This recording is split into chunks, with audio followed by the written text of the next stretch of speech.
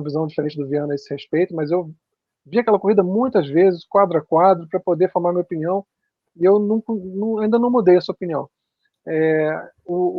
Durante a volta de encaminhamento para o grid, o Prost percebe que ele tem um problema no motor. Ele tinha passado 3 anos na Renault, ele entendia alguma coisa de problema de motor, né? Ele quando está indo para o grid, ele já sente que tem um problema, e esse cara, dentro do carro, sem auxílio de ninguém, começa a traçar uma estratégia para ele mesmo. Se começa a corrida em compasso de espera, sentindo o motor, ele fala, esse motor vai quebrar. Ele consegue ter um diagnóstico na cabeça dele, esse motor vai quebrar, e aí ele faz a estratégia. Como é que eu posso fazer para estragar a corrida do Ayrton? Ele conhecia tanto o Ayrton que ele sabia, eu vou começar a gastar essa gasolina aqui com o louco, e ele não vai deixar passar. Ele prefere ficar sem gasolina do que deixar passar. Ele não vai deixar passar. E o Ayrton com certeza passou a corrida olhando para o consumo de combustível, vendo o Prost atrás dele, forçando o ritmo, falando, pô, esse cara não tá vendo que a gente vai ficar sem gasolina? E aí quando o carro do Prost quebra, ele deve ter falado para ele mesmo, pô, caí de novo. Mordi de novo a isca. E aí caiu. As Ferraris demoram 2 voltas a falar, pô, esse cara não tem mais gasolina. Elas demoram 2 voltas a perceber. Quando percebe, fala, agora vai para cima. Enzo Ferrari tinha morrido 15 dias antes. Os tifosos enlouquecidos, os 2 Ferraris vão embora, vão para cima. O Ayrton começa a economizar desesperadamente cada gota de combustível.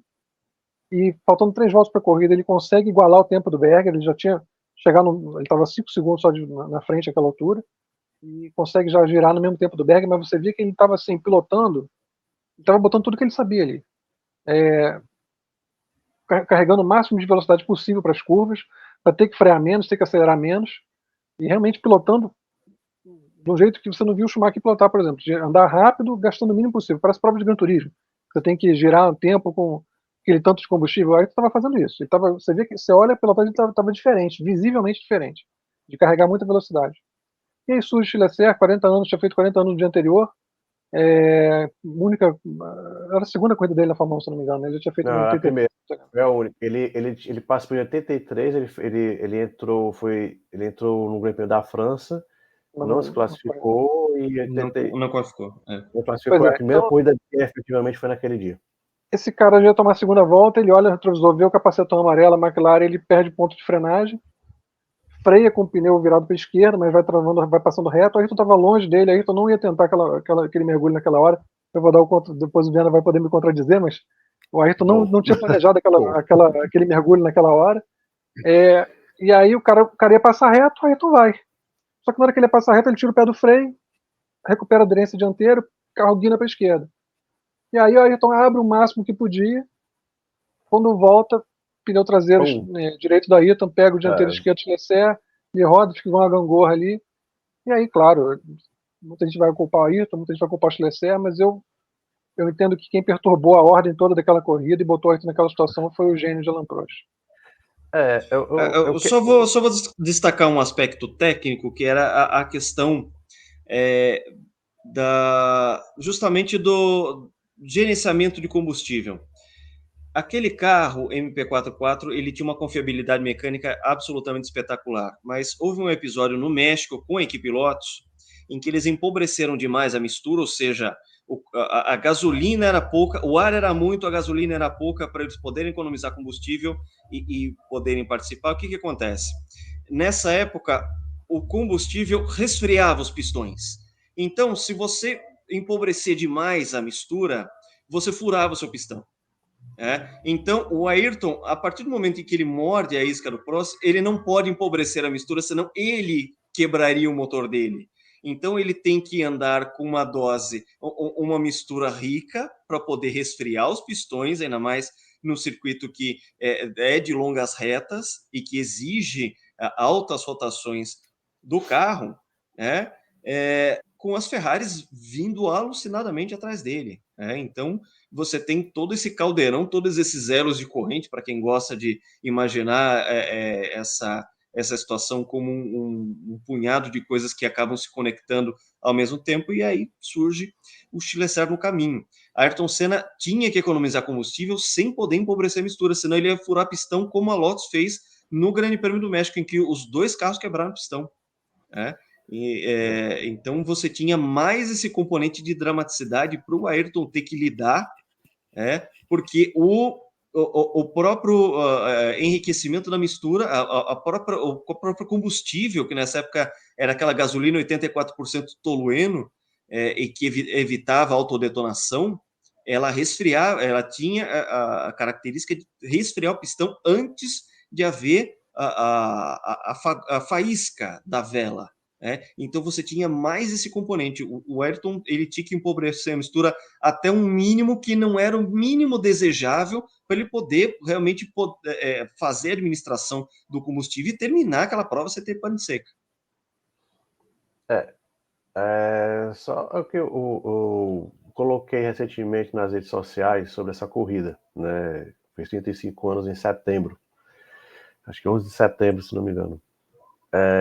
E tem uma frase do Ayrton Senna que ele fala: isso aqui não teve culpados. Eu estava na hora errada, na hora errada, no lugar errado.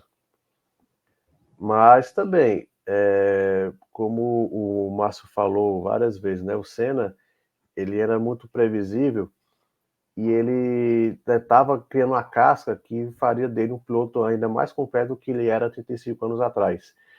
E, ok, teve todas essas nuances para o Senna ficar naquela situação, mas ele poderia sim ter ou esperado um outro local para passar o Slessor.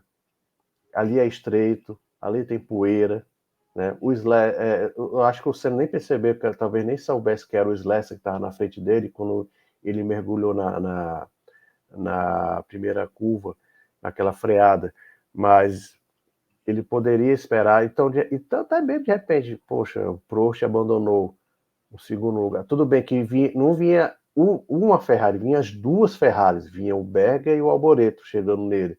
Então, de repente, vou chegar aqui em terceiro, é mais 4 pontos. Iria ficar na situação, se ele, né, vou pensar, mas ele não, ele, aquela ânsia, ele não conseguia.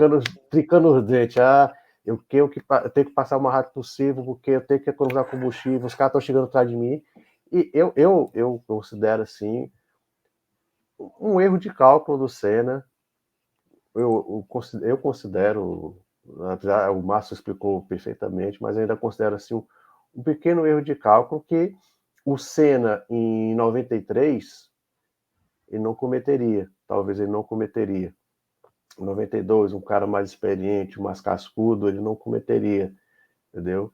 Eu acho que ele ele não tinha sido campeão ainda, ele mesmo fala no livro da National League, estou citando aqui novamente, ele se achava que eu vou ser campeão mundial um dia, então ele tá vendo a chance chegando, se aproximando dele, mais e mais dele, então ele meio que não, eu vou tentar, eu não vou perder essa corrida aí. Então foi um erro de cálculo. Então, assim, eu considero assim um pequeno erro. O Senna é humano, pô, ele pode errar, né? Ele era Eu acho que humano, né, assim, cara? eu acho que Então ele errou. Assim, mas como ele próprio falou, e eu concordo, ele estava no lugar errado, na hora errada. Os Lessa também, é tanto que no status Fórmula 1 tem a crônica da corrida, é uma crônica bem interessante, bem completa. Ele vai falar com o Senna e o Slessor se encontram depois da corrida, né? E não há uma briga, uma discussão. Eles mesmo se entendem que foi algo que eles estavam, não apenas o Senna e o Slessor. O Slessor, fosse pelo Slessor, ele desapareceria ali, ele colocaria o carro tanto que ele vai para a grama.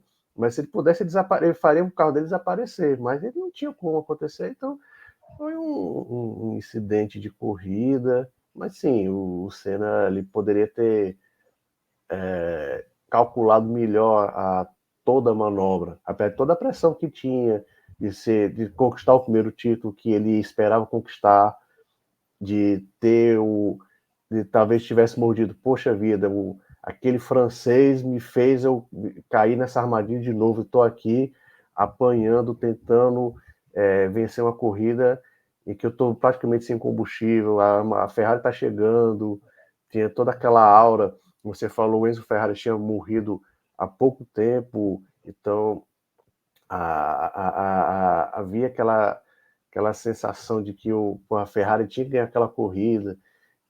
Mas assim, eu ainda considero sim um pequeno erro de cálculo, é mais um erro de cálculo, nem um erro técnico, um erro de cálculo que o Senna cometeu, mas ele era humano. Eu acho que ele estava assim, como o inglês fala, in the zone, sabe? Ele vinha